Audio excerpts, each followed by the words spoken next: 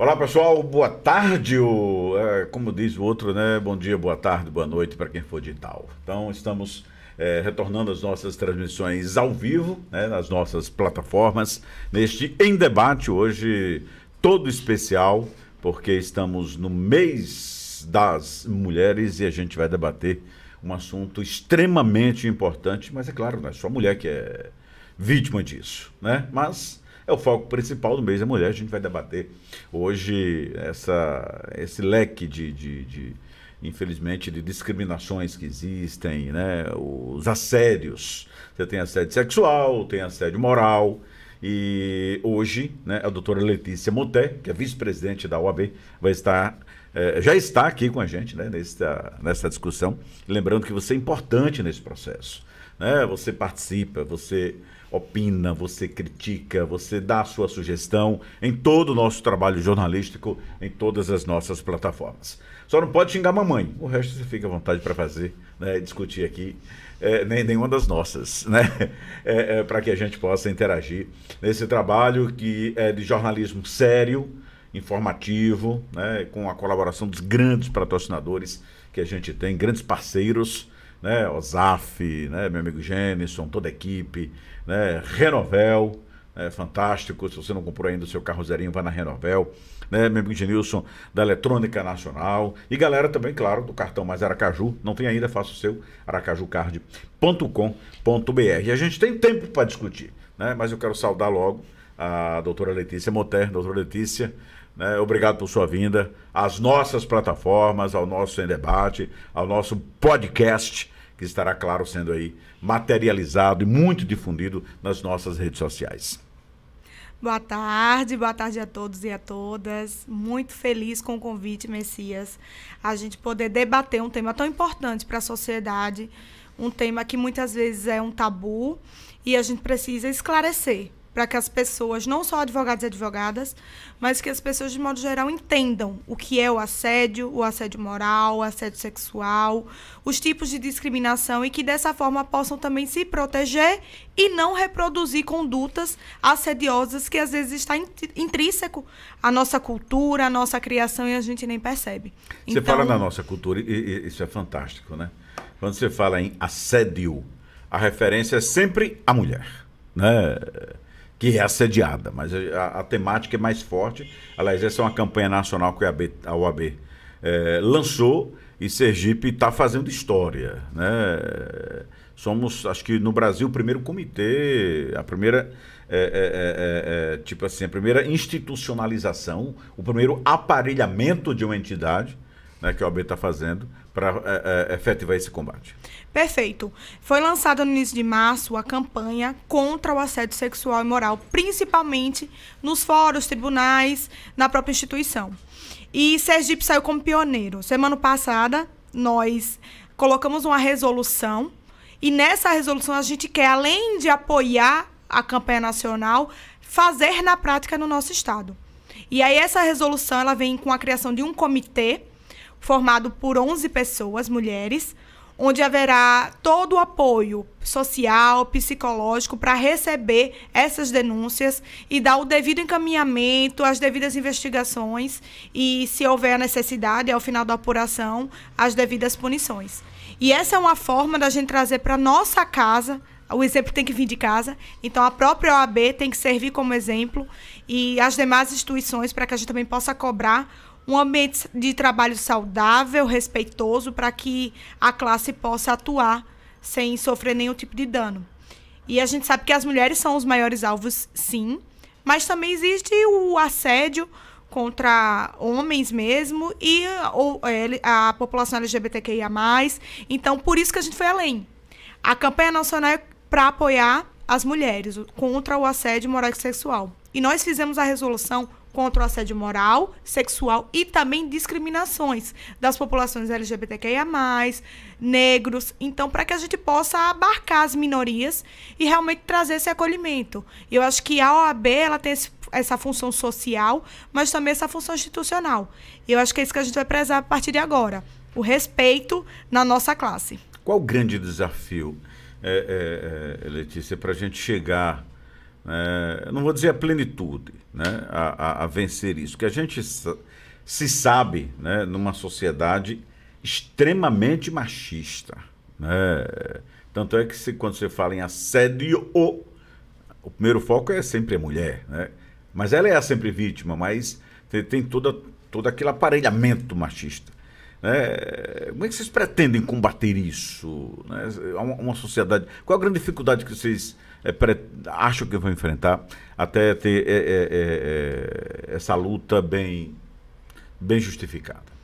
Eu acho que a gente já está começando. Quando a gente cria uma campanha nacional, a gente adere a esse movimento e traz para a nossa prática, isso já mostra que as coisas vão começar a mudar um pouco, principalmente na hora de trazer as punições. Infelizmente, a gente sabe que as punições muitas vezes é o que resolve na prática. Mas a gente quer criar a cultura da educação, da informação. E é dessa forma, fazendo lives, fazendo a cartilha, fazendo programas e também cursos para trazer para o próprio escritório, para o próprio ambiente de trabalho, o conhecimento. Muitas vezes a gente reproduz. A gente, como mulher, inclusive, reproduz contra outras mulheres. Isso é um exemplo claro, uma inveja no ambiente de trabalho. Uma rixa em um ambiente de trabalho. Muitas vezes ali há um assédio moral entre colegas, ou entre o chefe e uma colega, né? Ou entre um advogado e uma advogada. Então, se a gente traz essa cultura, a pessoa começa a se observar, a se policiar e não só voltar para as mulheres. A nossa ideia é que a gente faça também para os homens. São eles e elas participando para que a gente possa, no coletivo, trazer a verdadeira paridade, trazer o verdadeiro poder de fala. A gente, ano passado, já conseguiu fazer com que as eleições institucionais da OAB fossem com a paridade na chapa. Mas a gente sabe que, na prática, muitas vezes, os espaços de destaque, de poder, não são ocupados por mulheres.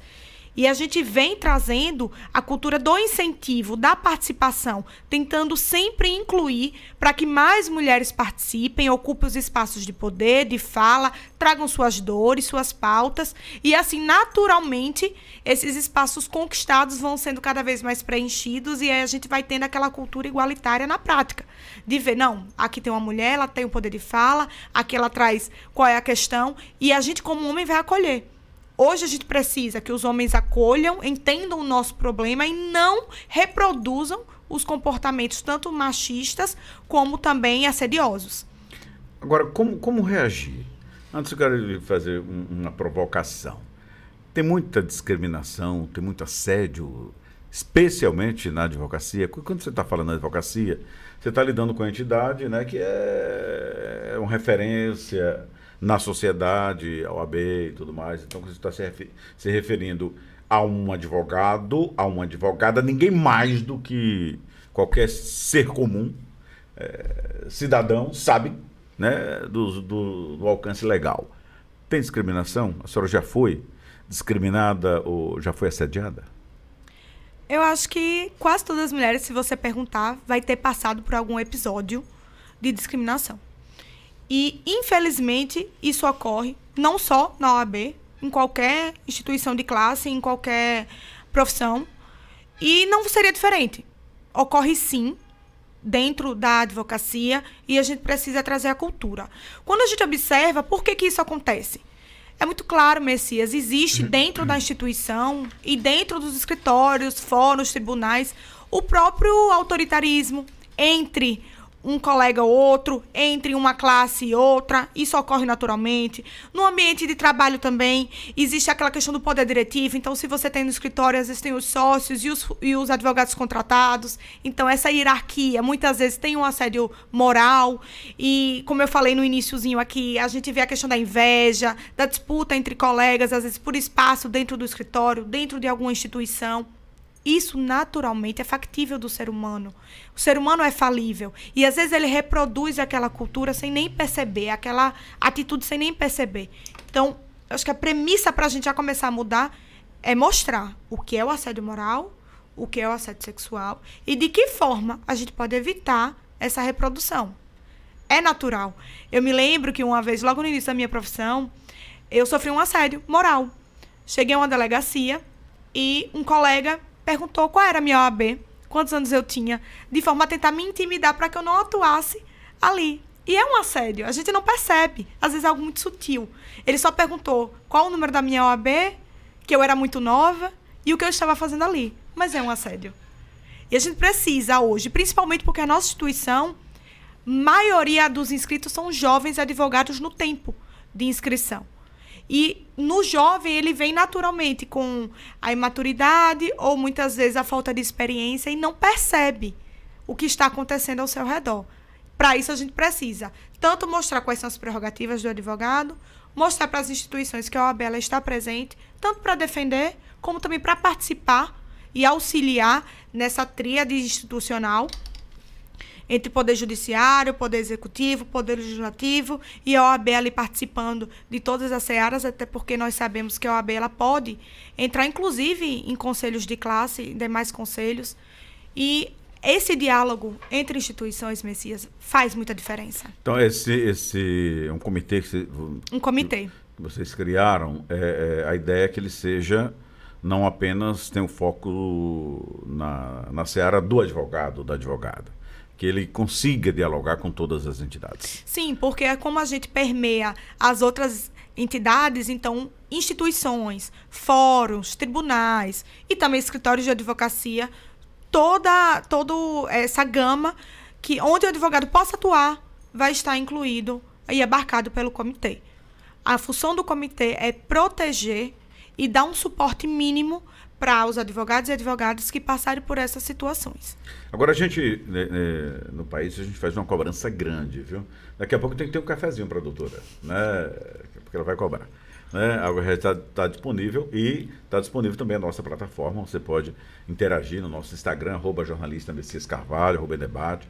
Né? No nosso YouTube estamos ao vivo também, né? Com a colaboração do meu querido André, do Yuri Carvalho, toda a equipe trabalhando fortemente aqui para trazer essas informações para você. Né?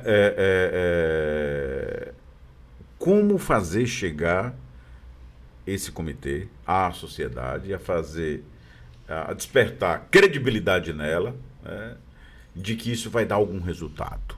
A gente sabe que muitas vezes a luta é grande, a denúncia é enorme, né, o histórico, infelizmente, do machismo nesse país, tivemos um momento, e nós temos aí hoje uma das leis mais modernas produzidas na história desse país, a Maria da Penha, mas a gente convive com a realidade próxima, em que a mulher que apanha ia lá e depois se arrependia e retirava a queixa, né? A lei avançou, mas ainda tem muito resquício disso, de descrédito. Muitas mulheres até vão e denunciam e depois acabam não tendo o devido abrigo legal. Esse comitê, essa ação institucional da OAB, a senhora acha que vai abranger essa credibilidade da sociedade e vai dar resultados? Que é isso que essa luta precisa? Tenho certeza. Porque a denúncia ela chega através da nossa ouvidoria. Qualquer tipo de denúncia que chegue na ouvidoria, ela é dado o impulsionamento devido e corre totalmente sigiloso. Então, a gente também se preocupou em não só fazer a parte procedimental, em fazer o processo interno administrativo e levar adiante. Mas a gente quer também trazer para a mulher, principalmente, o acolhimento com psicólogas, assistentes sociais. E também, para quem ocasionou, nós teremos a parte educacional. Porque, como eu falei, às vezes a pessoa faz sem nem sequer perceber o que ela está reproduzindo. Então, a gente vai ter tanto a campanha voltada para essa adesão do comitê, para a instrução do que é o comitê, como funciona, como chegar até ele, como as denúncias vão ocorrer nele, mas também a parte da educação, principalmente dos homens. E chamar essa responsabilidade para a nossa instituição.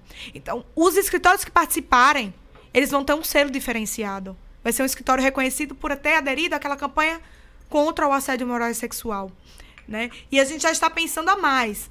De que forma a gente pode, inclusive, fazer com que os escritórios criem uma adesão e a gente traga algum tipo de bonificação, de premiação para o escritório que aderiu, para o escritório que fez o curso contra o assédio, promovido também pela Comissão da Mulher, da nossa instituição.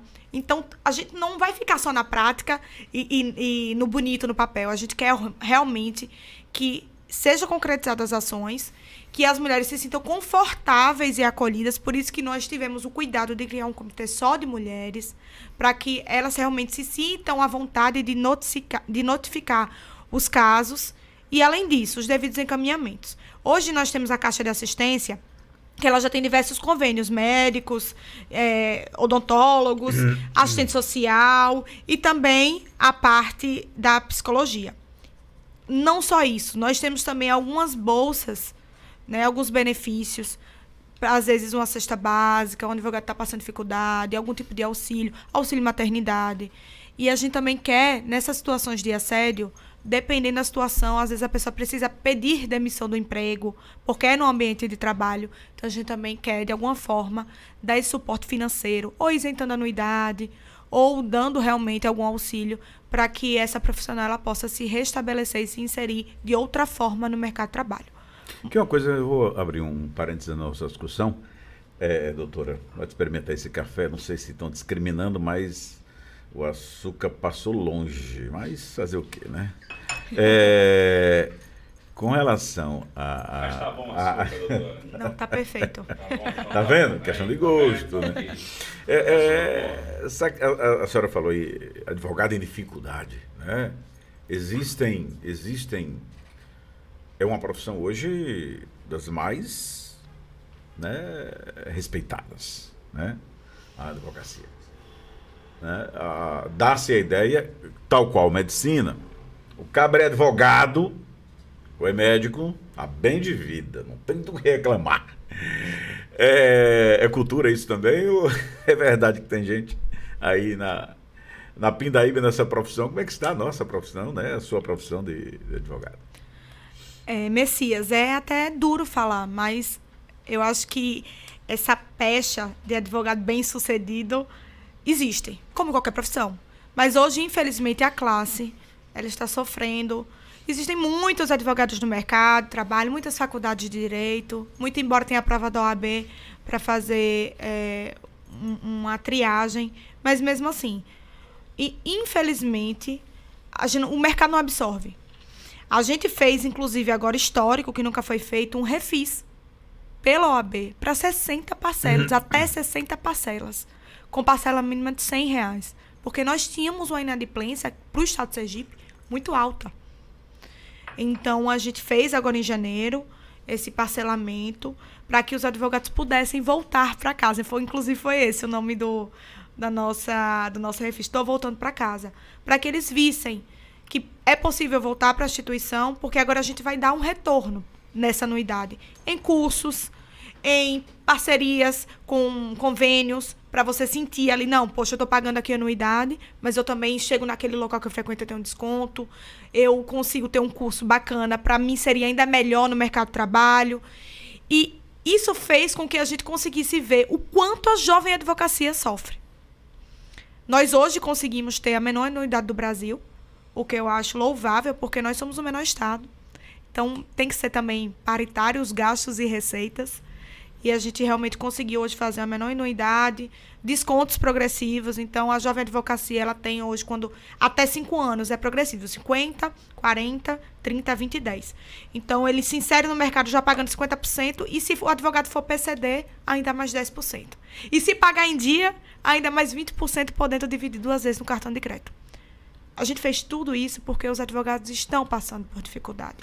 A crise está para todo mundo, né? Para todo mundo. Nesse cenário de guerra, de reformas também, né? Eu conversava anteontem com um advogado e ele me dizia que algumas das reformas acabaram distanciando o cliente do advogado. Sim. Né? E essa crise como um todo acaba distanciando.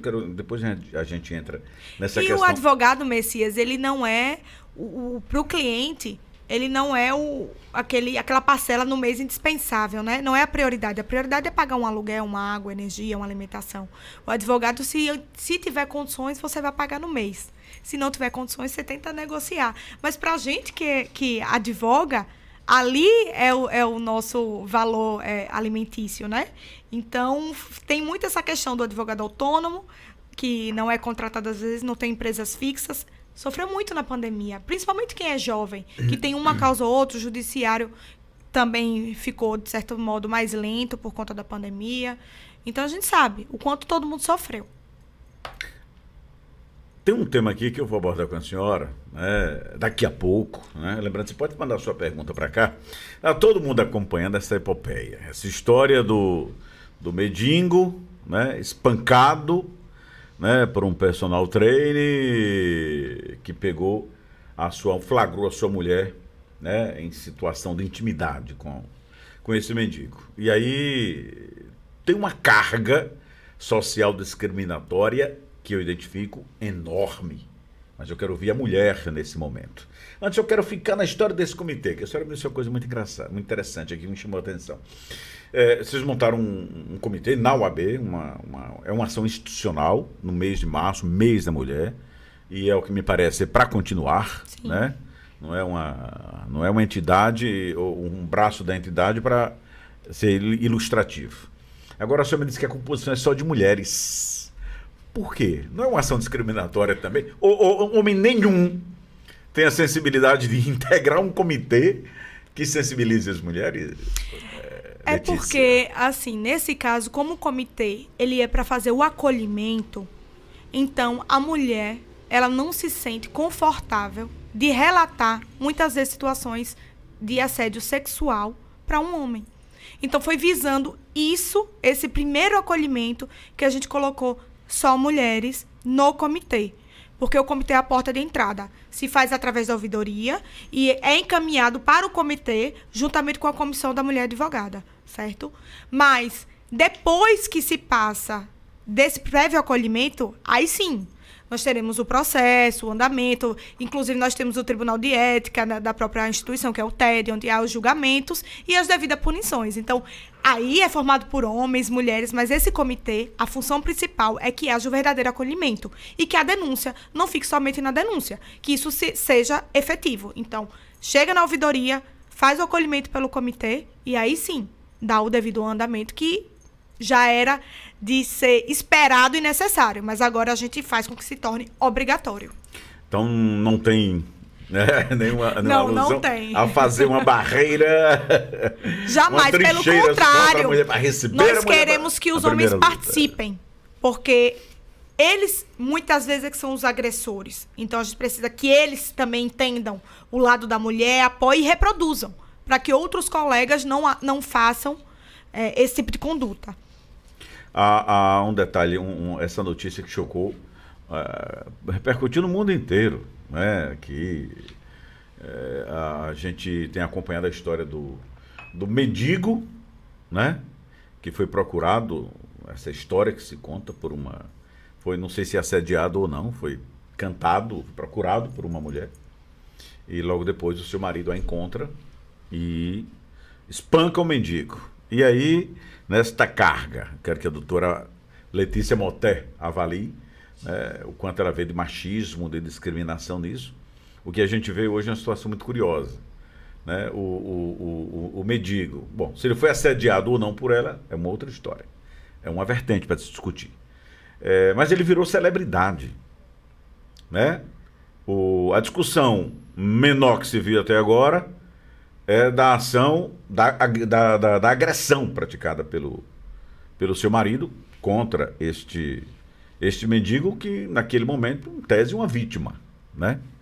Mas um lixamento social, moral em cima dessa mulher, em momento algum, eu ouvi qualquer meio de comunicação dar espaço para discutir. Ali era um ser humano, uma mulher, que buscou o que ela quis buscar. Ela não tinha direito a nada. Eu não sei se vocês levaram esse tema a debate, né? É um massacre que a imagem dessa cidadã está sofrendo por uma escolha que, em tese, deveria ser respeitada, né? O problema dela com o marido é um outro capítulo a ser discutido. Como é que a OAB vê isso? Como é que a doutora Letícia Moté, né, avalia essa situação? Messias, nós temos diversas comissões na OAB, né, comissões temáticas. E nós temos a Comissão de Estudos Penais, nós temos a Comissão da Advocacia Criminal. E dentro dessas comissões houve muito debate sobre esse caso, né? Como mulher, trazendo aqui primeiro, pontuando a questão dela. É nítido, pelo que se foi propagado na mídia, né? A gente não tem acesso 100% ao caso, mas o que se foi noticiado, que ela tem algum tipo de transtorno, né? E está sendo revitimizada por essa ridicularização.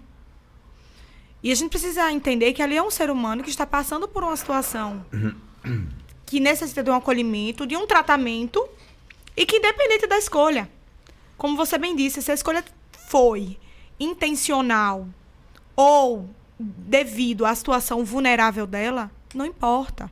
O que importa é que uma mulher tomou uma decisão, aconteceu o fato e ela está sendo linchada. Será que se fosse um homem, teria sido da mesma forma? Será que a sociedade ia agir como está agindo? É absurdo, a gente está passando ainda por uma pandemia, estamos passando por uma guerra, e o que se noticia hoje é somente esse caso. Então, eu até vi hoje na internet as pessoas falando o quanto ele conseguiu ser mais famoso do que a guerra e do que a pandemia. Isso a gente mostra como a nossa sociedade está carente e quantos valores estão invertidos. Olhando para o lado do mendigo, eu acho que para ele foi até por um certo ponto louvável e positivo ele falar, porque poderia ser algo que vislumbrasse um estupro da parte dele. E por ter caído na mídia, ficou mais que comprovado que ele não a estuprou. Principalmente pelos fatos que estão sendo noticiados, apurados, enfim. A gente sabe que a gente não pode falar aqui com 100% de certeza, né? Até porque tudo corre pela autoridade policial. Mas pelo que está sendo noticiado, imagine se ele não tivesse também o poder de fala. Será que não teria sido vislumbrado que ele teria cometido esse estupro? Já trazendo agora para o esposo dela, a gente consegue ver ali nitidamente o machismo, né? Aquela situação que a disputa e a proteção da honra da sua companheira. E muitas vezes também do seu próprio ego. Então, a conduta dele, será que foi legítima defesa? Da honra de terceiro, no caso a sua esposa? Será que foi no ato, no flagrante? Foi logo depois? Até que ponto vai a agressão dele? Até que ponto ele estava ali raciocinando? Será que foi no flagrante? Tudo tem um tempo do fato, para que se possa também... Porque se foi no mesmo momento, pode ser ali uma legítima defesa da honra de terceiro. E como isso é visto na jurisprudência? Como é que isso é visto no judiciário? Né? Será que o mendigo não provocou com algum tipo de fala, de atitude, de conduta? Então, tudo isso tem que ser muito bem avaliado. A senhora vê hipocrisia na sociedade em supervalorizar o tema? A senhora destacou aí, é verdade, eu já tinha observado isso. Por muitas horas de transmissão, se esqueceu a guerra, se esqueceu a Covid, aliás, a Covid está ficando no passado, né? E se supervalorizou esse fato, né? Até agora não se mostrou, provou necessariamente se foi um transtorno ou se foi uma opção dela. Das duas situações que poderiam levar àquela que não é estranho, isso o mundo, a história nos conta, é uma opção dela, acabou. Pode ser um transtorno, um surto também, mas são situações absolutamente particulares a um ser humano que está sendo linchado, né? Exposta, a família, ela, né? Que se esquece tudo. E o mendigo está virando celebridade, já foi convidado por 3 partidos para ser candidato a deputado, né? Quer dizer, é uma sociedade complicada de você absorver, né? Com certeza. E a gente vê o quanto os valores estão invertidos. Porque se a gente trouxer para a política, nesse ponto específico, Messias, o que a gente avalia em um político? O que a gente deseja de um político? Será que é porque ele é celebridade que ele vai ser um bom político? Será porque ele está na mídia agora que ele vai tomar atitudes coerentes para a nossa sociedade? Porque lembrando que o político, ele representa a sociedade. Então, é essa representação que a gente quer da sociedade? E aqui eu não estou falando do rapaz especificamente, mas dos fatos que se tornam polêmicos, que se tornam conhecidos no Brasil. E disso, como a gente fala, o brasileiro faz disso algo importante. E que muitas vezes não é. Então, não é possível. Para ele foi muito bom. Eu tenho certeza que agora ele vai sair das ruas, né? Pode ser até que consiga um emprego. A gente viu que ele, de certo modo, Quem já... sabe o mandato de deputado... Veja, né? Então, o que a gente espera de um deputado? O que a sociedade espera de um deputado? Assim, nada contra o político. Aliás, nós somos seres políticos, né? E até eu brigo sempre quando se discute essa questão, né? Nesse diapasão. O político, aliás, a conceituação básica da nossa democracia é que o poder emana do povo para em seu nome ser exercido. Então, nada mais legítimo da sociedade do que o político, que às vezes ela critica e chama de safado, sem vergonha, cachorro, ladrão. Depois ela vai e elege. Então, a sua legítima representação é o político. E ainda usa o termo, mas de volta ou de revolta. Né? Diz que é volta e revolta, escolhe. E aí vai. Aí você vê uma situação como esta, em que, não sei se uma parte, talvez podre da política, né? Talvez se tenta ganhar espaço e fazer um cara deputado. Um cara deputado já puxa outro, já puxa um espaço, já tem uma certa manipulação. Mas não é uma situação curiosa, doutora? Com certeza, até porque a gente espera de um político uma pessoa que tenha minimamente o conhecimento de causa. E aqui não é falando que ele não pudesse ser, mas a gente sabe que ele estava, de certo modo, à margem da sociedade, né, vivendo com dificuldades. E será que é uma pessoa preparada? Ou só porque se tornou famoso, que agora pode ser político? A gente lembra muito de Tiririca quando se elegeu, né? Ali foi um voto de revolta.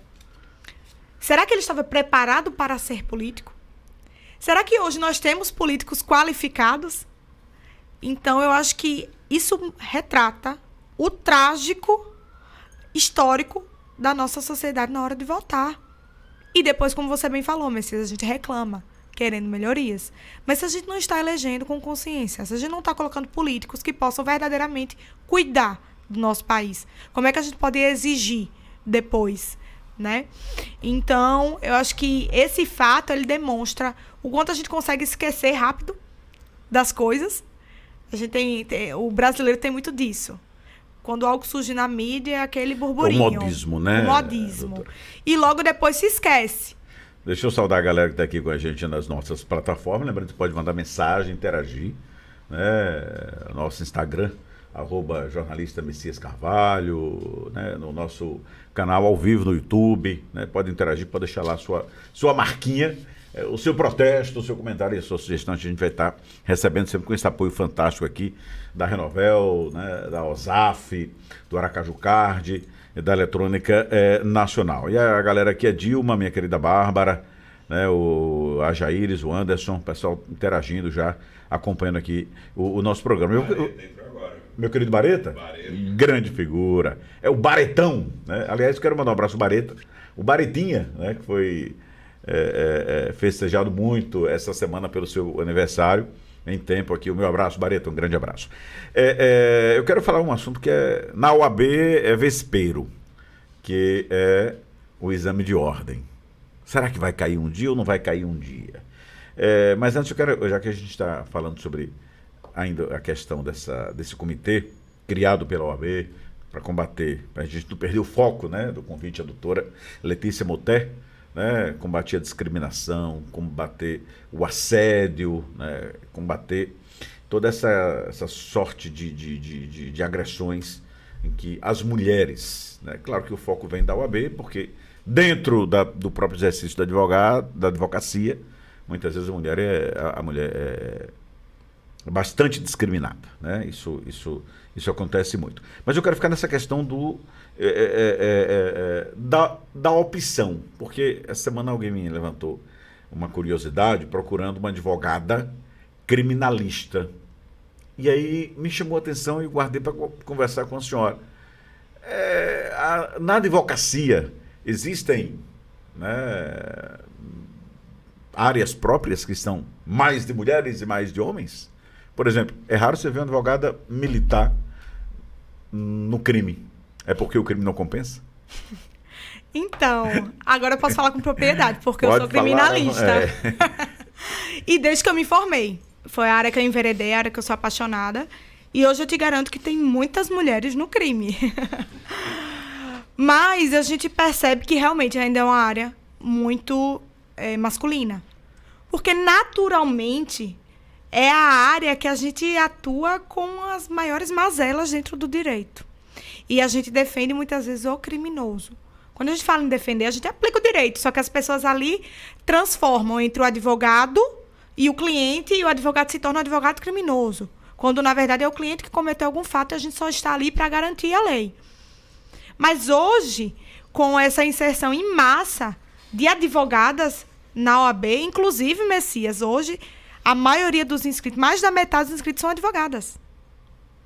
Já superamos o número de advogados em Sergipe, e a âmbito nacional a mesma coisa. E isso mostra... na profissão. Na profissão, aqui na nossa instituição. Aliás, a boa representação social, né? Hoje, no quadro eleitoral, temos mais eleitoras que eleitores, né? Aliás, não vejo nenhum problema nisso. Eu até digo sempre que as mulheres fazem tudo que a gente faz e de salto alto. Então, eu não entendo por que essa discriminação. Né? Você tem que se preparar para dar um salto a mais, talvez para se igualar com a maioria delas. Com certeza. Né? Então, hoje o número é significativo. Muito. Mas na área criminal ainda não. Ainda não tanto. Por quê? Porque a gente enfrenta algumas dificuldades que homens não enfrentam. Então, a gente vai para ambientes insalubres, né? Vai a presídio, vai à delegacia, muitas vezes de madrugada. E aí, realmente, é mais complicado você ir sozinha de madrugada em uma delegacia, você, às vezes, contar dinheiro ali, porque o cliente lhe paga, muitas vezes, em espécie e no ato. Então, você sai com a continha de dinheiro, vai até seu carro sozinha. Então, tem todas essas circunstâncias. A cultura machista enraizada, os ambientes policiais ainda são preenchidos muito por homens. Nós temos hoje muitas mulheres na polícia, muitas mulheres como delegadas, agentes, né? Mas ainda é um ambiente muito masculino. O tratamento é muito ainda rude. E aí, quando a gente chega, a mulher, ela gosta de se emperequetar toda, né? Coloca o salto alto, chega lá de escova, toda bonita e organizada. Infelizmente, o próprio assédio moral já tira ali, não, incompetente, jovem demais, aqui no ambiente dela. E às vezes a gente precisa utilizar, inclusive, nossa voz, aumentar um pouquinho o tom para poder exigir respeito. Mas, graças a Deus, hoje, com as novas turmas, os novos concursos, que, inclusive, mais mulheres passam do que homens, porque a gente sabe que, na prática, as mulheres se dedicam mais, estudam mais, então conseguem mais espaço. Aqui não é sendo feminista, mas realmente, estatisticamente, as mulheres ocupam mais faculdades do que os homens. Então, isso faz com que também, no concurso, as mulheres hoje passem em maior número do que os homens. Isso está conseguindo trazer para esses ambientes mais hostis uma voz feminina, uma participação feminina, e naturalmente começa a trazer essa paridade. Eu acho que isso faz com que as mulheres incentivem as outras a ingressarem na área criminal, tá? É como também se a gente vier trazer a visão inversa, na área de família. Nós temos mais advogadas do que advogados. Então, tem naturalmente uma área que é um pouco mais feminina que masculina e vice-versa. Mas hoje, com essa gama de advogados no mercado e com tantas opções e vertentes em áreas, a gente consegue pluralizar e fazer com que as mulheres se insiram onde quiser. Quero que a senhora me relate aqui como é essa vivência de advogada criminalista, né? Deixa eu saudar aqui minha querida Rosângela, Tainara, Lacerda Júnior, Vanessa, galera interagindo com a gente. Né? Pode mandar sua mensagem, a sua pergunta também que eu faço. Não sei se alguém já te provocou, é a primeira vez que a gente debate esse assunto com toda essa disposição, né? Essa oportunidade de espaço, inclusive, claro. Entrar numa penitenciária onde você tem as alas que já são divididas, você tem que entrar, às vezes, na hora que só tem um homem. Sim. Né? Aí, quando a senhora disse, tem que se preparar toda, vai toda emperiquitada. Como é vivenciar essa realidade? Já sofreu algum assédio mais agressivo? Messias, é muito interessante, porque a gente que está inserido nesse contexto, nossos clientes e, de modo geral, a gente é muito respeitada. Porque ali nós somos, muitas vezes, a luz no fim do túnel. Nós somos a opção de chance de liberdade, de fazer justiça, de ouvir o que aconteceu dos fatos. E, às vezes, é a única oportunidade de tentar reverter algo no processo. Então, eles respeitam bastante a gente. Eu acho que o que a gente, como advogada criminalista, a maioria das colegas relatam, e esse foi um dos motivos do nosso comitê, é que a gente sofre um assédio maior no ambiente de trabalho com os outros pares. Quer seja institucional, fórum, escritório, mas com o cliente, se o cliente ele está com você, minimamente ele confia em você. Minimamente ele respeita você. Então, é muito mais difícil você sofrer algum tipo de assédio, de ameaça, né? Porque muitas pessoas acham que o advogado criminalista, ele não tem medo do cliente. Será que é perigoso atuar nessa área? Não. Se você tiver uma conduta ilibada, houver ali um respeito profissional, a ética com o seu cliente, né? Você não vai... Qualquer área do direito, você está suscetível a perigo. E qualquer área do direito, você está suscetível a ter sucesso. Então, não vai ter diferença entre o criminal, o empresarial. Enfim, esse é meu sentimento. E eu tenho certeza que os meus pares, quando a gente conversa, faz aquela rodinha de criminalistas, a gente percebe o quanto é mais fácil atuar, inclusive com homens. Porque eles nos respeitam. Tremeu alguma vez? No primeiro embate, no primeiro contato, numa primeira abordagem, por exemplo, a um criminoso? Então, engraçado isso. Eu tremi uma vez num fórum, numa audiência, com um colega promotor. Ali eu senti que ele estava realmente diminuindo a minha competência, meu poder de fala. Toda vez que eu falava, tinha uma interrupção. O próprio embate, né, do caso, às vezes gera esses ânimos mais alterados, mas depois, quando se encerra ali a parte do trabalho, todo mundo tem a cordialidade e o convívio. Mas com o cliente, é isso que eu digo, eu nunca senti, e eu acho mais difícil os colegas sentirem, porque quando eles nos escolhem, Messias, e quando eles fecham o contrato com a gente passa a procuração, eles estão cientes ali, tanto do que a gente vai fazer, até onde vai o nosso serviço, né? A gente explica tudo direitinho, então há aquela confiança, cliente, advogado. E eu nunca percebi e nunca senti, também é difícil a gente ouvir relatos de problemas entre o advogado e a advogada, e o cliente e o advogado. A gente percebe mais entre realmente autoridades, né, policiais, judiciárias e a advocacia. Olha, tem alguns assuntos, lembrando que você pode continuar interagindo com a gente, né?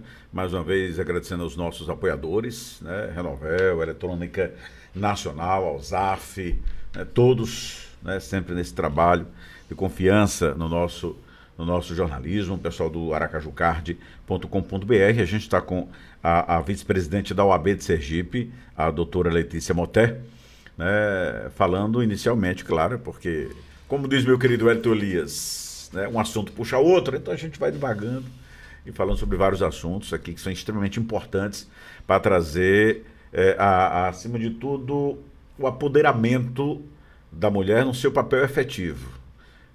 Essa palavra é muito forte e não é fazê-la melhor, né? É simplesmente respeitada, ocupar o seu espaço, ser humano, absolutamente igual. Como eu dizia agora há pouco, ela faz tudo que a gente faz, né? Quem se acha macho e de salto alto. Vai fazer?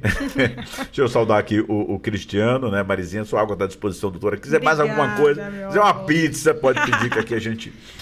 Yuri está aqui, a gente deve... Absolutamente. Agora, a gente tem alguns casos, eu falei da história do mendigo, que chama muita atenção, mas nós temos um caso, da história do mendigo a gente já comentou, que foi dessa semana, né? Do Oscar, em que um comediante fez uma piada, carregou a mão, né, e aí foi direto na questão da esposa, de uma atriz também, do Will Smith, que estava sendo premiado, e o cidadão vai lá e aplica uma sonora bofetada numa das maiores solenidades do mundo de premiação, sabidamente, que é o Oscar. E fica uma pergunta, né, se ele faria uma piadinha daquela se fosse um parceiro, se fosse um homem.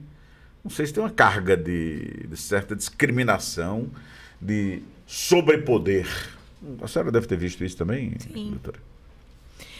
A gente percebe... Mau gosto, né? Porque estava se tratando de uma situação de saúde efetiva daquela cidadã, Exatamente. daquele ser humano.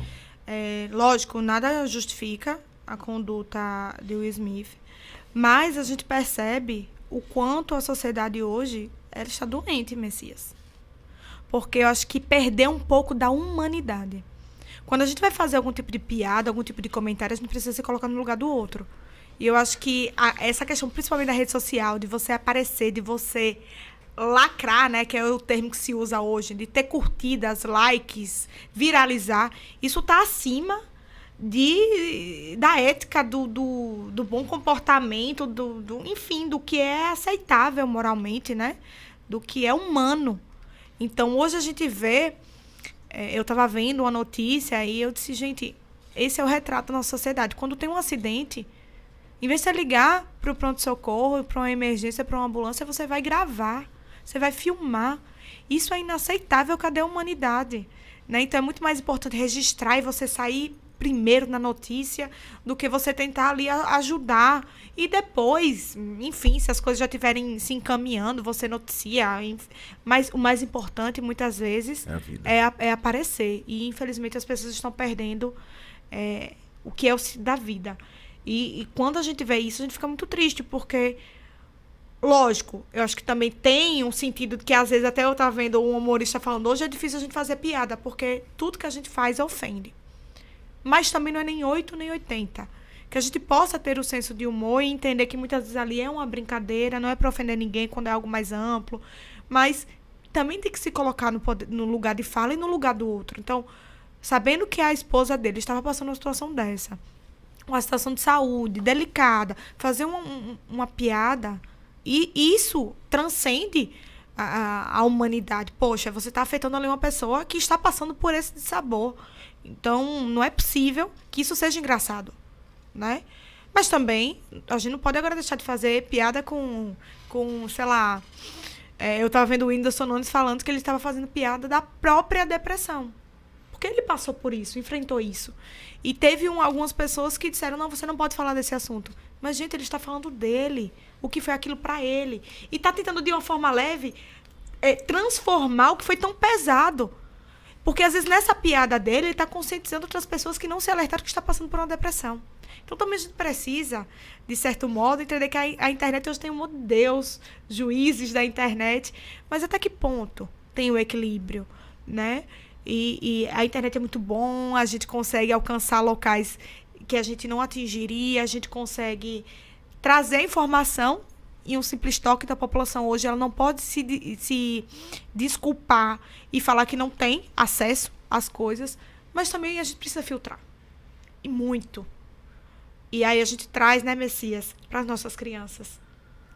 Infelizmente, a gente vê o bullying, crianças às vezes até perdendo a vida, não querendo ir para a escola, não socializando, por conta dessas brincadeiras de mau gosto. Então, acho que a educação parte de casa. A gente precisa educar as nossas crianças, né? A senhora acha que a internet precisa de controle? Precisa. A internet não é terra sem lei. Nada pode ser terra sem lei? Nada pode ser. O que mais lhe preocupa, a senhora que tem vivenciado isso? Desculpe, nem lhe perguntei, a senhora falou em crianças, tem filhos, não tem filhos? Eu tenho duas filhas. Uma de 8 e uma de 3. Porque Sofia e Alice. vem evidentemente, de você discutir da realidade. Como profissional, conhece a sociedade, Sim. conhece tudo. Né? Já passou pelo seu estágio de filha, né? De adolescente, de pré-adolescente. Hoje, mãe de 2. Sim. Qual a grande preocupação que a senhora tem hoje com relação à internet? Que, com certeza, é uma realidade que acho que todo mundo tem um pouco disso dentro de casa, né? Eu tenho aqui o doutor Norman, tem a sua Maria, né, que tem a sua preocupação. Acredito que todos que estão aqui com a gente, né, minha querida Rosângela, todo mundo vive esta realidade da internet, que às vezes invade a casa de todo mundo, agride e tudo mais. Agora, há uma questão fundamental com essa história do controle. E aí vem aqueles que dizem, bom, vamos controlar como, né? E quem vai controlar quem controla? Eu quero ouvir a senhora. Não é fácil. Mas a gente sabe que a internet, existe uma legislação. A gente precisa entender, principalmente hoje quando a gente fala de crimes digitais, as ofensas que ocorrem na internet, às vezes o hackear, o estelionato amoroso, que muitas vezes é através... A gente viu agora, a Netflix lançou aquele golpista do Tinder, né? Então, a gente vê o quanto isso alcança, às vezes, prejuízos e danos que a gente não consegue nem palpar. Mas a internet, ela tem regras, né? O judiciário, lógico, a evolução é tão rápida e o judiciário ele tenta acompanhar com a legislação, por isso que a gente usa a jurisprudência, porque a lei seca muitas vezes ainda não consegue acompanhar o mesmo ritmo da evolução.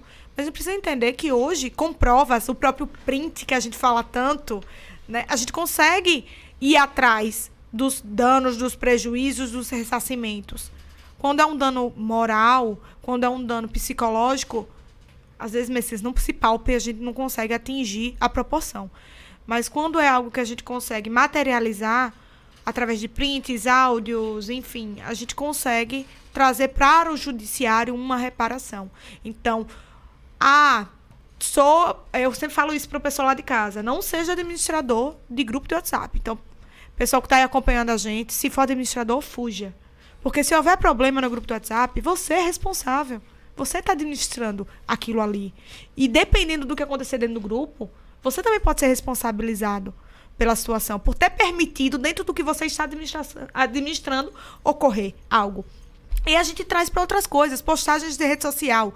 Todo mundo tem autoridade para comentar sobre o assunto. Ofender, criticar, julgar. Mas dependendo do que você coloca ali, você pode sofrer uma ação. E aí, um crime de injúria, um crime de calúnia, de difamação, vai se enquadrar em algum código, a gente consegue pegar ali uma legislação, um artigo da lei e enquadrar. E traz reparações cíveis e reparações também na seara criminal. Para que a pessoa, às vezes, responda ao processo. E aí você fala, meu Deus, como isso pode? Mas, às vezes, é um fato desse, que você foi ser o juiz da internet, né?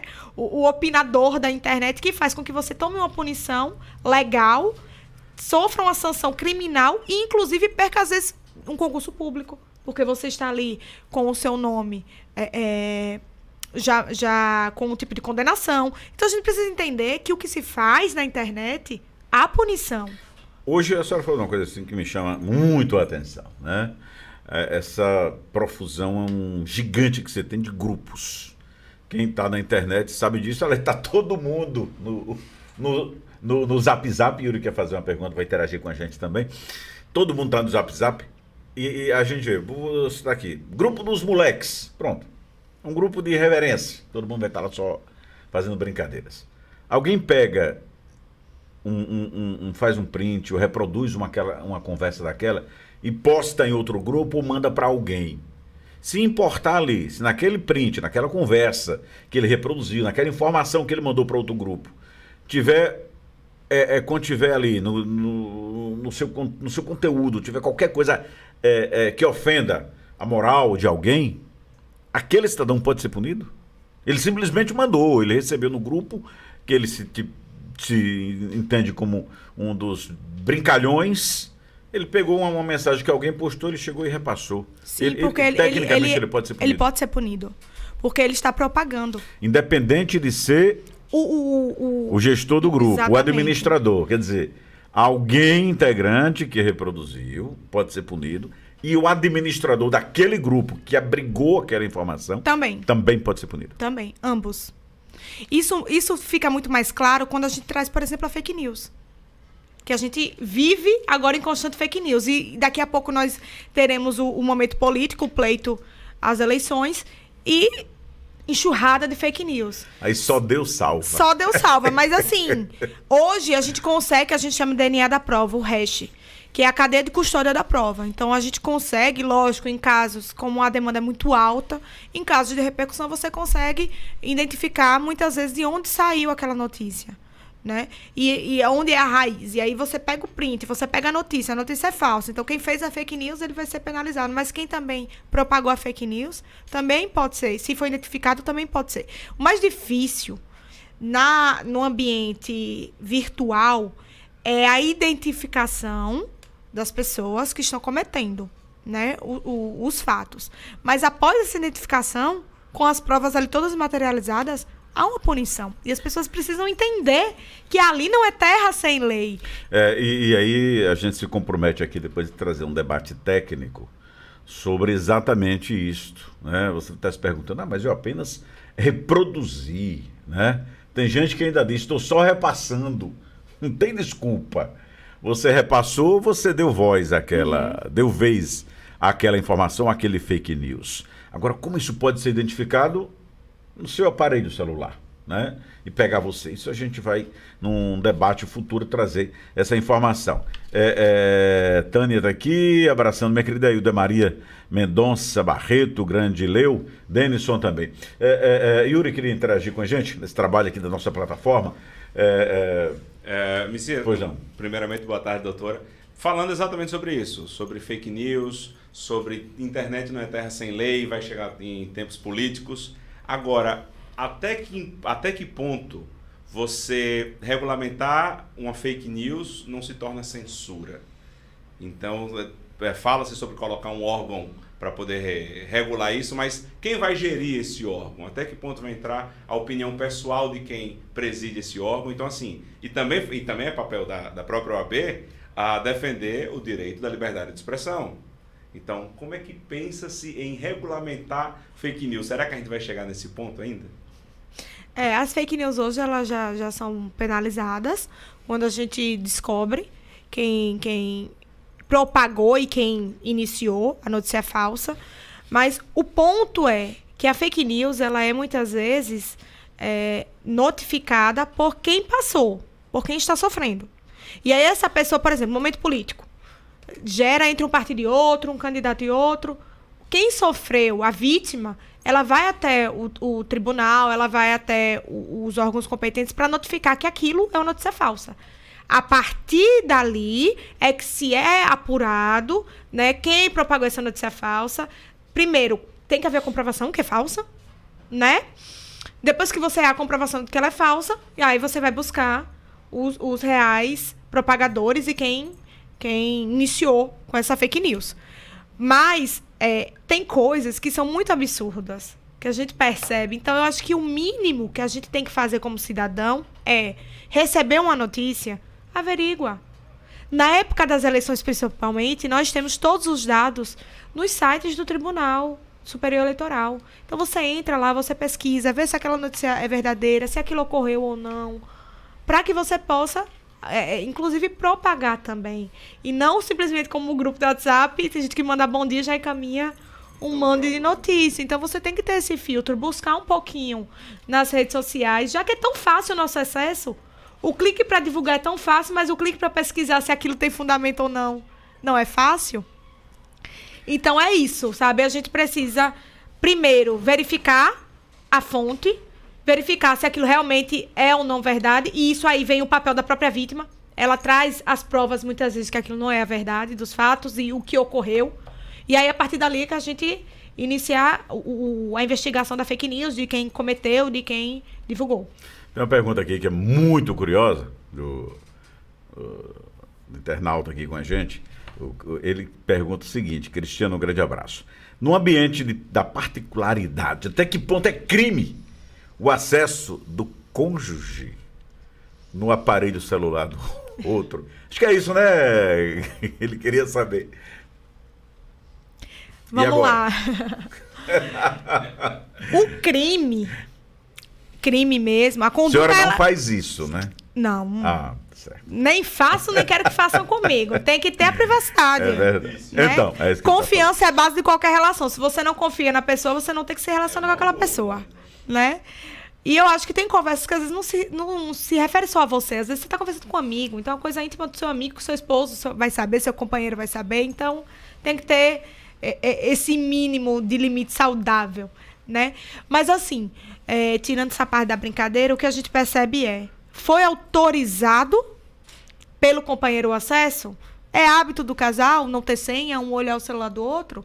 Ou ali foi algo realmente feito para invadir a privacidade e dali, às vezes, surge até um crime, porque às vezes entra na conta bancária do outro, enfim, tem acesso a alguns dados sigilosos, fotos íntimas, né? Então, a gente só transforma em algo criminoso, em uma ação criminosa, em um crime, quando a gente percebe que realmente houve ali um dano para a vítima, né? Então, vamos lá, meu celular está aqui. Eu sempre gosto de dar exemplos práticos para o pessoal de casa entender. Meu celular está desbloqueado, meu esposo entra no meu celular, vê uma conversa do Instagram, ou de WhatsApp, de um grupo. Algo ali que não tem nenhum cunho criminoso, não tem nenhuma informação íntima de alguém, nenhuma foto de alguém que seja comprometedora, não é uma conduta adequada. Mas não é crime, né? Agora, se ele entra no meu celular... A mulher entrou no celular do cara, o cara não deu a senha. Não deu a senha. Ela deu um jeitinho de pegar. É crime. Ou vice-versa. Ele entrou no celular dela e ela se sentiu ofendida. Isso caracteriza uma ofensa que não está aí. Né? É porque, Messias, isso vai desenrolar. Isso vai desenrolar. Mesmo, por exemplo, mexeu ali na minha conta bancária. Viu meus dados, sim, aí né? tá errado. Então, ou então uma foto. Mas a privacidade em si. A privacidade em si é imoral, mas não é criminoso. Então vai depender. É uma linha muito tênue. Muitas vezes é imoral, né? É verdade. Mas criminoso não. Então a gente precisa só realmente verificar até que ponto foi essa invasão, né? Deixa eu puxar para cá. Eu quero saudar também o doutor Alfredo, está sempre acompanhando aqui o nosso programa, os nossos debates importantes. E eu puxando uma questão agora para a advocacia, essa juventude enorme que busca esse segmento profissional. O exame de ordem, muita gente defende que caia. Acho que só existe exame de ordem, exame para você ser profissional, ser advogado, na OAB. Né? O médico tirou seu diploma, ele está na luta, o contador também, né, meu querido Marco Seco? Qualquer um. Passou na universidade, passou na faculdade, fez o seu exame, fez a sua prova de conclusão de curso, está ok, pega o seu diploma. Na OAB não, tem que submeter na advocacia.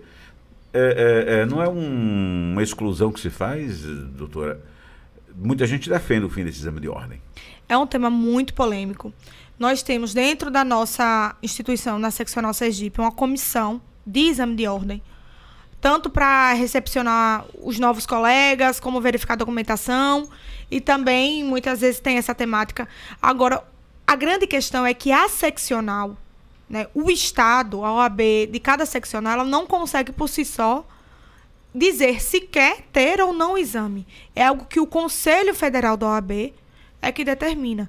Então, se houver qualquer tipo de sugestão ou de formular um estudo para o fim ou manutenção do exame de ordem, tem que passar pelo Conselho Federal, que aí as seccionais ela tem seus conselheiros federais para levar para o âmbito nacional. Então, muitas vezes as pessoas dizem, porque o OAB Sergipe está fazendo o exame, tem que ser contra. Veja, não é algo que a nossa seccional consegue ter poder de decisão, como, por exemplo, o comitê. O Conselho Federal lançou a campanha a âmbito nacional, mas nós criamos a âmbito estadual o comitê contra o assédio sexual, moral e discriminação. Já o exame de ordem é algo que parte do Conselho Federal. Então, a gente não consegue dizer o valor do exame, há quanto tempo vai ter o exame, qual a data do exame. Infelizmente, a seccional ela só faz realmente abraçar os advogados que fizeram a inscrição para atuar aqui, na seccional. Mas a gente pode levar, através do nosso Conselho Federal, são 3 advogados suplentes e 3 advogados titulares, e através da comissão que se faz um estudo, a gente pode levar.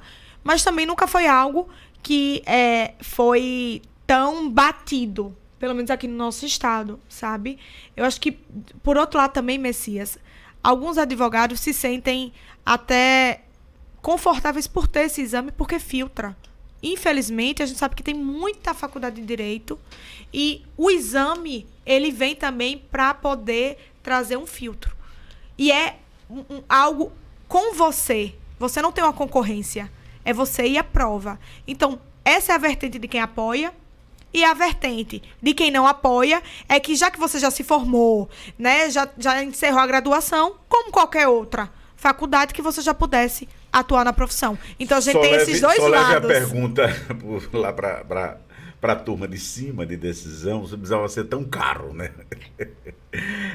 Doutora, deixa eu puxar um assunto aqui que é importante, né? Foi decidido essa semana que já agora em maio, viu? O censo do IBGE vai ter que trazer a informação sobre orientação sexual. Nós, inclusive, comentamos isso aqui nas nossas redes sociais com grande profusão. Em tese, talvez seja mais um item para você saber, né, estatisticamente, a quantas anda a orientação sexual da sociedade. Eu não vi nenhum posicionamento da OAB sobre esse assunto, por isso, se a senhora não tiver, pode levar a discussão e depois traz aqui as nossas plataformas. Porque o fato curioso dessa exigência é o seguinte, está na regra do IBGE, de que qualquer ente da família, a partir de 18 anos, responde por todos, dá informação por todos. Pode ser pai, pode ser o filho, né, dando do irmão, da irmã, da informação. A senhora a OAB talvez se pronuncie agora, já que a senhora é vice-presidente. Já tem um juízo de valor sobre essa exigência? Inclusive, nós tivemos uma discussão recente sobre essa situação na comissão LGBTQIA+, que nós temos na OAB, essa comissão temática. E o que a gente vai fazer, né? A gente já queria fazer isso e sentia a deficiência de dados. Nós não temos um censo da advocacia. Então, ou se a gente quiser fazer política pública para auxiliar, por exemplo, um advogado negro, preto, uma advogada gestante, a gente não tem. Indígena, a gente não tem. E até para saber também questão racial, para fazer as políticas. Então, hoje nós estamos já fazendo o projeto, né, para ser aprovado pelo nosso conselho, na hora da inscrição vai ficar facultativo a pessoa informar sua raça, sua opção sexual, seu endereço, e a gente poder ver aquela localidade. Porque, por exemplo, a gente tem a Comissão de Igualdade Racial e esse sábado o pessoal fez uma imersão em Laranjeiras sobre a cultura. E a gente queria poder tentar atingir os advogados que se autodeclaram pretos, pardos, para fazer esse envolvimento, essa conexão e trazer também os anseios deles para a ordem, mas a gente não sabe onde a maioria se localiza. E como é que a gente vai fazer algo voltado para eles que possa beneficiar e atingir verdadeiramente? Então, a gente agora já está fazendo o projeto do censo para que se torne facultativo. A gente não pode impor nada. Mas né? ele ou ela responder. Sim, né? sim. Essa sim. questão do IBGE fica muito preocupado que a gente vai ter de dado real, porque você pode perguntar, o pai tem 3, 4 filhos, ele vai dizer da... Opção sexual. Hoje é orientação sexual do seu filho. Será que ele vai dizer? Ou o filho vai dizer, o irmão vai dizer da irmã? E outra coisa, a gente sabe que nessa sociedade tem muita gente ainda sem querer se expor, né? Assumir a sua orientação, ou talvez o assumisse numa pergunta mais intimista, né? Mais personalíssima, como é esse censo que vocês estão pretendendo fazer. Mas aí, então, a sugestão prática, da nossa plataforma, porque se refere a uma pesquisa nacional sim. de uma entidade extremamente confiável, tem sido até hoje, que é o IBGE, né? Mas faz parte do entendimento aí com o Ministério Público, evidentemente nacional, mas eu acho que Sergipe pode dar o exemplo e trazer essa discussão para cá. Sim. Então, a nossa comissão, ela já trouxe esse assunto. Os meninos já fizeram um levantamento. Na própria comissão, na reunião que tiveram da comissão, trataram sobre isso entre eles. Porque, assim, quando tem temas específicos, a gente leva para as comissões específicas para que elas, entre eles, colham os advogados as informações, façam um parecer e traga para a diretoria poder adotar em conjunto um posicionamento.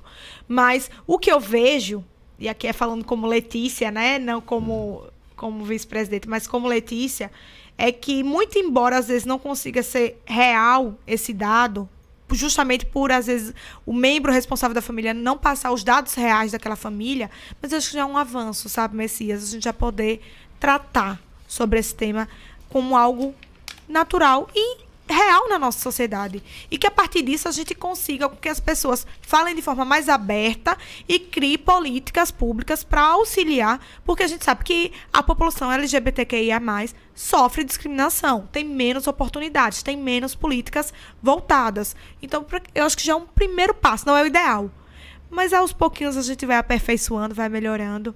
E esse primeiro passo, eu tenho certeza que ele já vai ser importante para dar o impulso necessário para que as pessoas comecem, dentro de casa, já falar sobre o tema.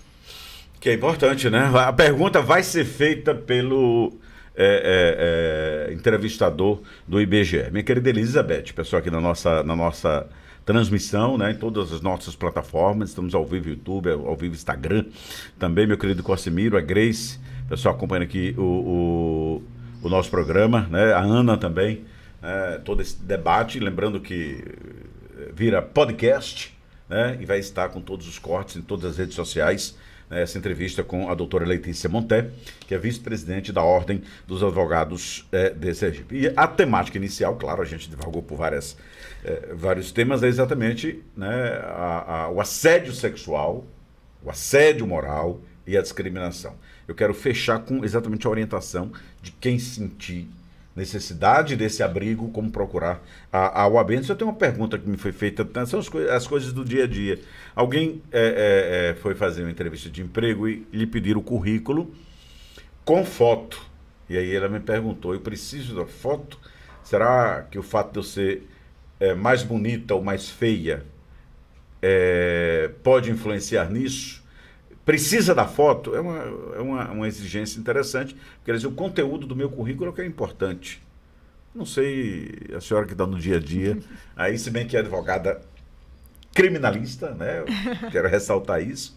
Ainda já é um número significativo, mas ainda não é maioria na advocacia, de opção, né? Aliás, no curso de Direito é uma coisa muito curiosa, né? Diz que a turma, nos primeiros anos, né, primeiros períodos, faz a opção sempre, né, pela área criminal, aí no final descobre que o crime não compensa. Diz mas que namora com penal e casa com civil. Namorei, casei, noivei.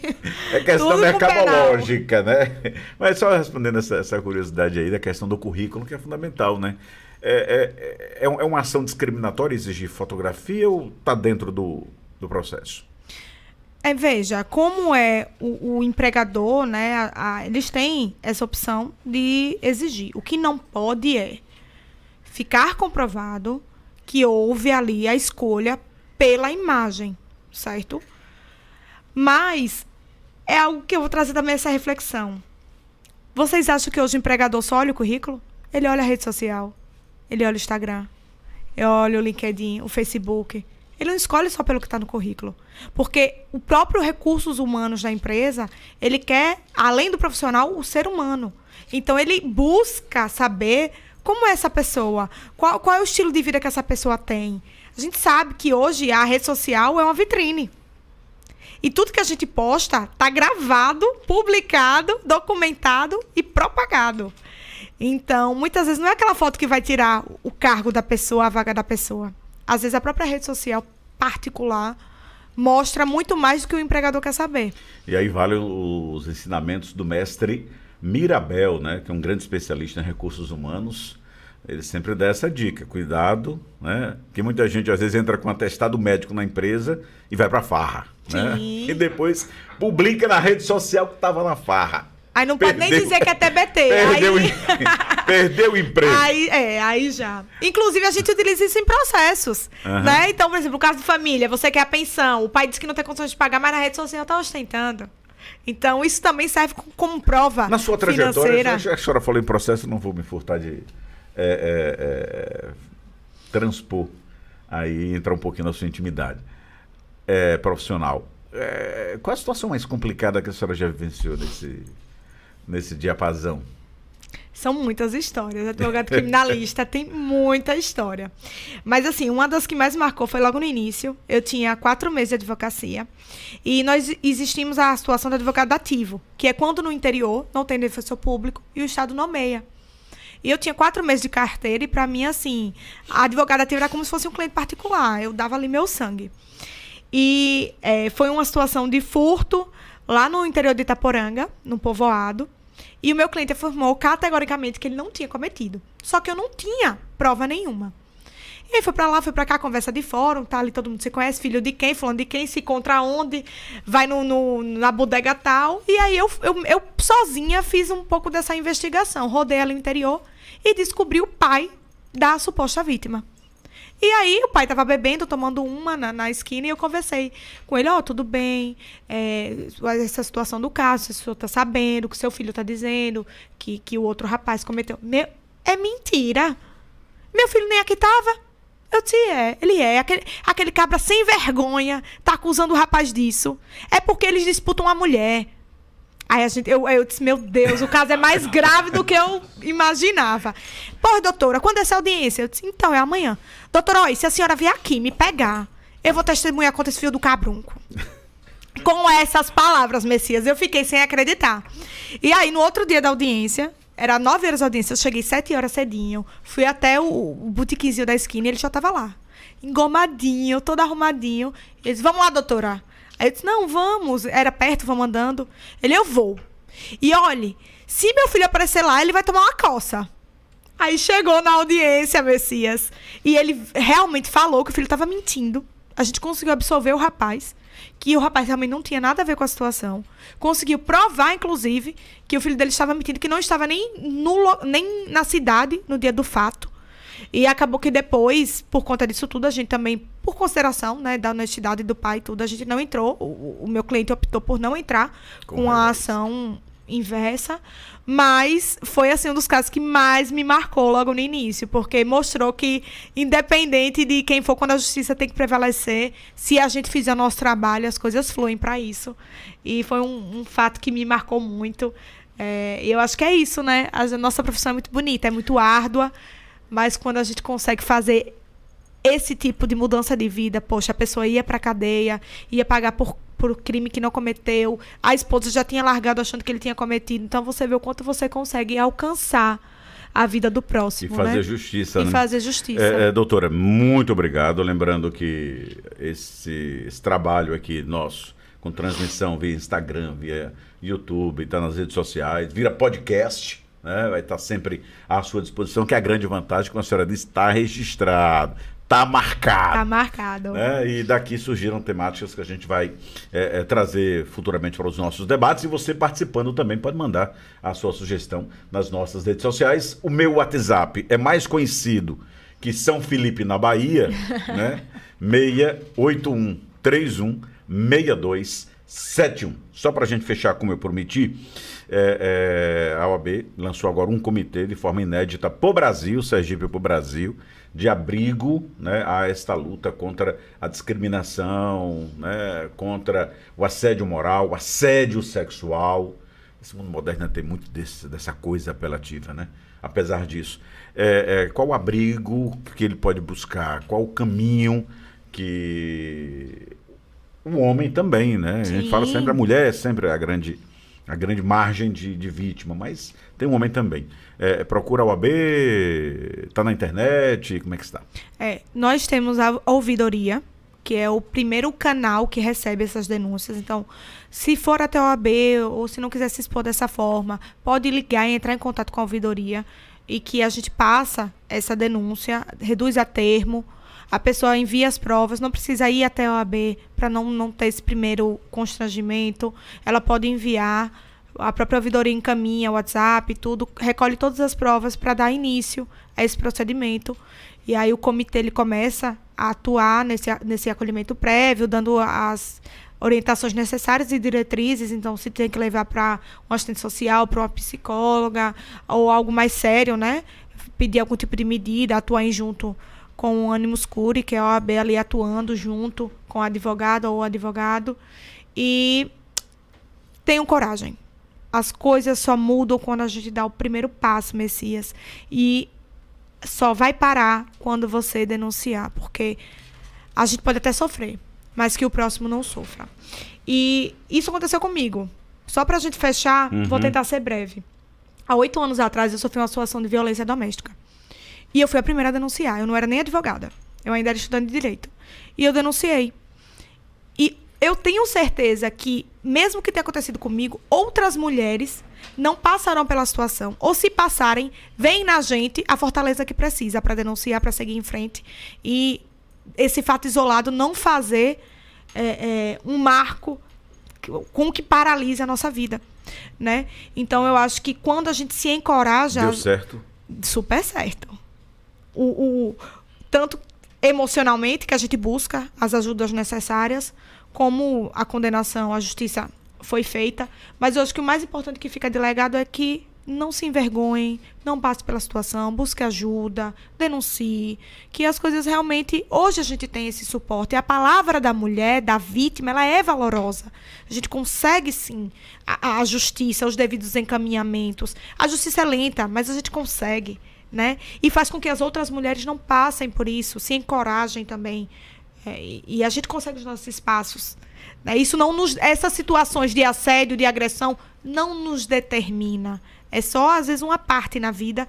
E ali a gente consegue, às vezes, até a coragem necessária, a força necessária para seguir adiante em outros caminhos. Então, Messias... Então, no primeiro sinal de agressão, busque ajuda. Busque ajuda. Não aceite. E não é só física, né? E eu vou fechar, porque eu não era para tocar nesse assunto, mas vou tocar. Mamãe não queimou minha língua com papa de farinha. Tem uma situação muito curiosa que eu estou acompanhando. O cidadão é lá do interior. Ele está sendo processado ele pegou 2 Maria da Penha. Sabe o que é, né? Bateu na mulher e recebeu 2 denúncias na delegacia. Agora, o curioso é que o histórico dele é de apanhar sempre da mulher. E apanhava há muito tempo. Só que em 2 cachaçadas ganhou coragem e bateu na mulher. E nas 2 pancadas que ele deu nela, geraram 2 processos. E agora ele responde e ela não. E aí me chama a atenção de eu citar esse caso, né? Porque é aquela história, ninguém tem que aceitar. Ninguém, nem o homem, nem a mulher. Nem de outro, né? Ele agora não vai ter defesa. Vai dizer que, eu apanhei muito. Depois eu bati, né? Ela prestou queixa, ela buscou o caminho. Então é sempre buscar o caminho. Para evitar uma tragédia maior. Com certeza, né? E foi como a gente falou aqui do Smith, nada justifica. Né? Então, que a gente não vá para a agressão. Que a gente se saia da situação, que a gente tenha a distância necessária, exclua pessoas desse tipo, violentas. Mas eu acho que é importante a gente falar naturalmente desse tema, porque, infelizmente, é um tema que qualquer um de nós está suscetível dentro das nossas relações familiares, de amizade, e a gente precisa abordar, acolher e incentivar os outros para que não passem por isso, nem reproduzam também atitudes violentas. Então, Messias, eu queria muito obrigado, agradecer, doutora, mais uma vez. Dizer que esse papo leve que a gente teve, mas ele é muito importante, porque a gente consegue, com essa linguagem mais leve, alcançar as pessoas e falar de temas tão difíceis, né?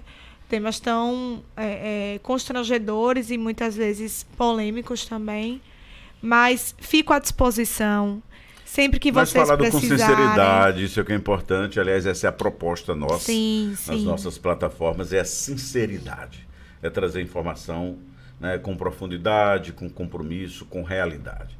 Que ajuda, né? E aqui, lembrando mais uma vez, que o nosso trabalho está materializado, está sempre à sua disposição, vira podcast. Né? Tivemos hoje a oportunidade de beber na sabedoria, da fonte de sabedoria, da doutora Letícia Moté, vice-presidente da UAB em Sergipe. Muito obrigado, um grande abraço, doutora. Obrigada, conte com a gente sempre.